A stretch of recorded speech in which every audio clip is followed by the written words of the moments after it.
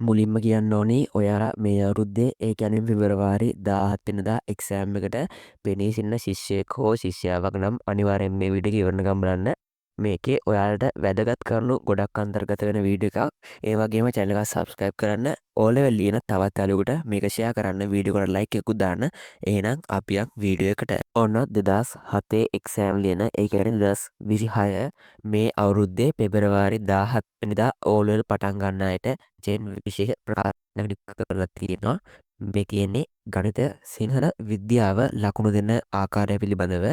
මේ වෙද්දී සමාජයේ ලොකු මතයක් යනවා. ගණන්වල ලකුණු අඩු වෙනවා, විද්‍යාව ලකුණු අඩු වෙනවා. ඒ කියන්නේ S එක බලන්නේ අඩු ලකුණින්.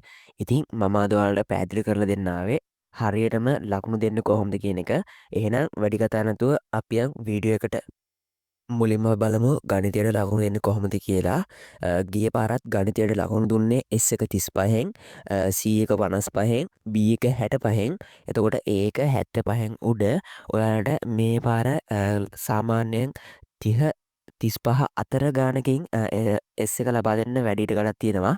ඒ වගේම C එකත් 50 55 අතර ගානකින් ලබා දෙන්න වැඩි කඩ තියෙනවා. හැම පාරම එහෙම තමයි වෙන්නේ. ගණන් වල 35ම බලන්නේ.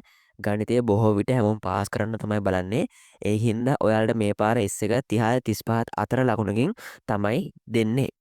ඒ වගේම සිංහල විද්‍යාව ඉංග්‍රීසි වගේ විශේෂ කියන්නේ ප්‍රධාන විෂයන් වලට ලකුණු දීම සිදු වෙන්නේ 35 S එකෙන්. ඒක නම් 30 35 නෙවෙයි, 35ට වැඩි නම් තමයි S එක ලබා දෙන්නේ. ඒ වගේම C එක 55න්, B එක 65න්, ඒ වගේම A එක 70ත් 75ත් අතර ලකුණකින් ලබා දෙනවා කියලා තමයි මේ වෙනකොට යන්නේ. මම ගොඩක් මේවා ගැන හොයලා බලලා තමයි ඔයාලට මම මේවා කියන්නේ. මම ගොඩක් දෙනෙක්ගෙන් ඇහුවා. ඒ කියන්නේ සර්ලා මැඩම්ලා ගොඩක් මාකින් යන අය. ඒ වගේ ගොඩක් අයින් ඇහුවා. මේ පාර එහෙම ලකුණු දෙයි කියලා තමයි කියන්නේ. ගිය පාරත් ලකුණු දීලා දෙන්නේ එහෙම. ඒ කියන්නේ 2008 කට්ටියට ලකුණු 70ත් 75ත් අතර වගේ ගානකින් තමයි ලකුණු දීලා තියෙන්නේ. ඒක හරියටම ෂුවර් නෑ. ඔයාලට මේ පාර ඒක 70ත් 75ත් අතර වගේ තිබ්බොත් ඔයාලට මේ පාර ඒ විදිහට ලකුණු දෙයි. ඉතින් ඔය වගේ තමයි කියන්නේ ලොකු වෙනසක් වෙන්නේ නැහැ ලකුණු දෙන එක. ඉතින් ඔයාලා channel එක subscribe කරන්න. ඒ වගේම මේ වැදගත් වීඩියෝ එක තව යාළුවෙකුට share කරන්න. බොරු වලට ඇන්දිලා ඉන්න කෙනෙක්ට බොරු ප්‍රචාර වලට රැවටෙන්න එපා කියන්න. එහෙනම් ඔයාලට සුබ දවසක්. වීඩියෝ එක like එකකුත් දාන්න. අදට මං ගිහින් එන්නම්. ඔයාලට ජය.